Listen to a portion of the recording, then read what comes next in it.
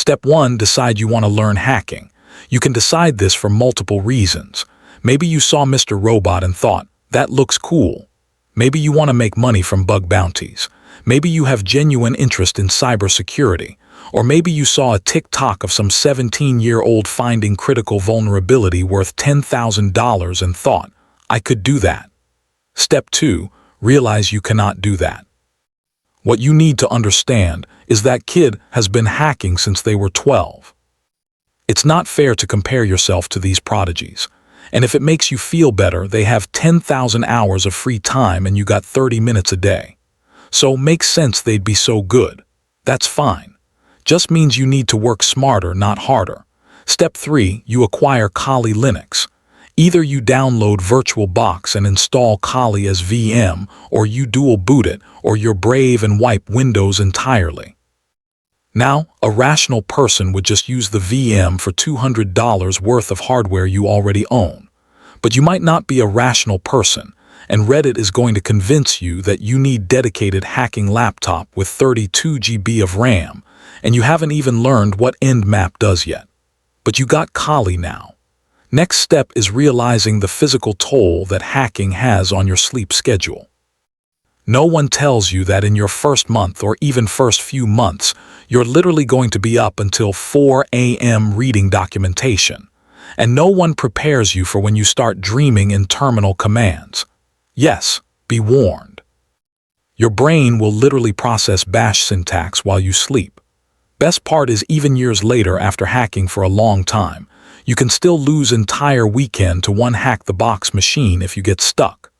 I remember a few weeks into learning and my roommate saw my browser history, just pages and pages of how to escalate privileges Linux. He thought I was planning something illegal, but it's okay because you're building mental calluses. Over time, your problem solving is going to strengthen, which is great for hacking.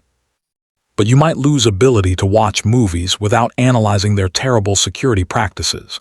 Next up, the three-way handshake. You've learned what IP addresses are. You know ports exist. You understand protocols theoretically, but eventually you'll encounter a concept of TCP three-way handshake.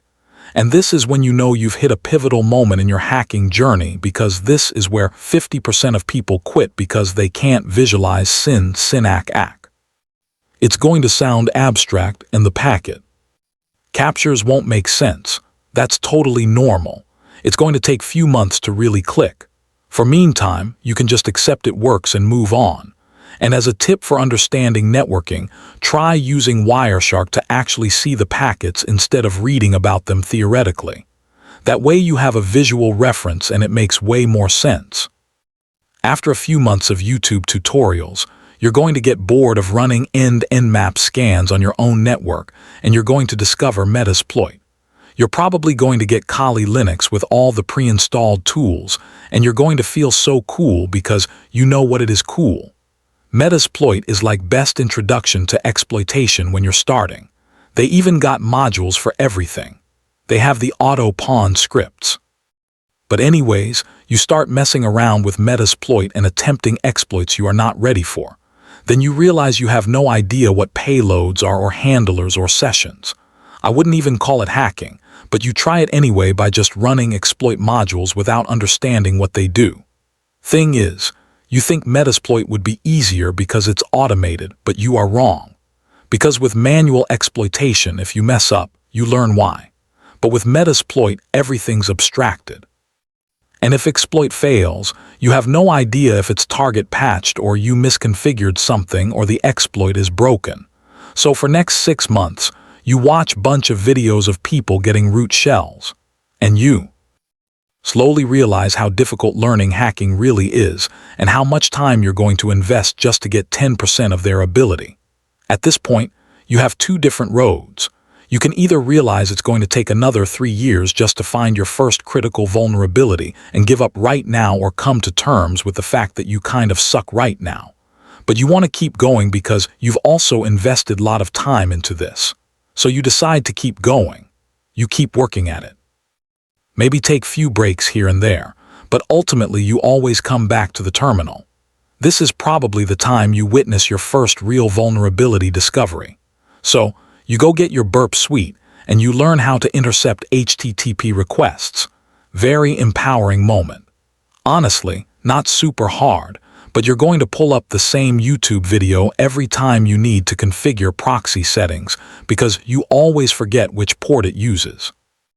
Anyways, one day you get tired of all the network stuff, the port scanning, and you watch a video of someone finding SQL injection. That got you thinking, how cool would it be if I could find web vulnerabilities? So you go to Port Swigger Academy and start learning web security. Next step, realize that web hacking is hardest one of all. What is this CSRF nonsense? And why are there 12 different types of XSS? But you get used to it. Then you decide to become real hacker. You start learning how to read burp suite traffic, and suddenly you suck at hacking again. Takes like 30 minutes to find one parameter to test. Now, next up is if you've already gone down web hacking path, you might as well try bug bounties. This is very slippery slope. You'll submit one report and suddenly you're down 3-hour rabbit hole reading every HackerOne disclosure. Gets weird. Suddenly, there's business logic bugs. Like before this, you thought rate limiting was common sense. But apparently, companies forget it exists.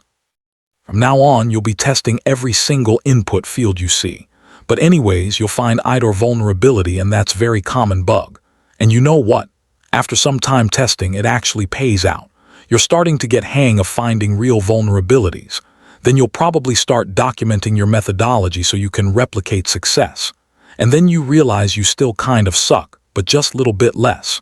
Okay, next up. You're deep into this now and you need to pick a specialty. Out of corner of your eye, you spot most interesting field. Maybe it's cloud security. Maybe it's malware analysis. Maybe it's network pen testing. At this point, you can do one of two things. You either go into classic corporate pen testing route and you learn Active Directory exploitation for real this time, or you descend into really niche areas like hardware hacking or car security research.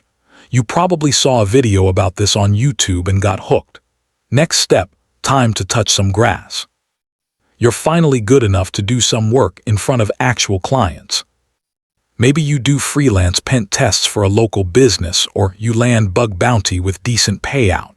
You do the assessment and it goes fine, but you'll dwell on that one vulnerability you miss for a long time afterwards. But literally no one cares. Like no one cares.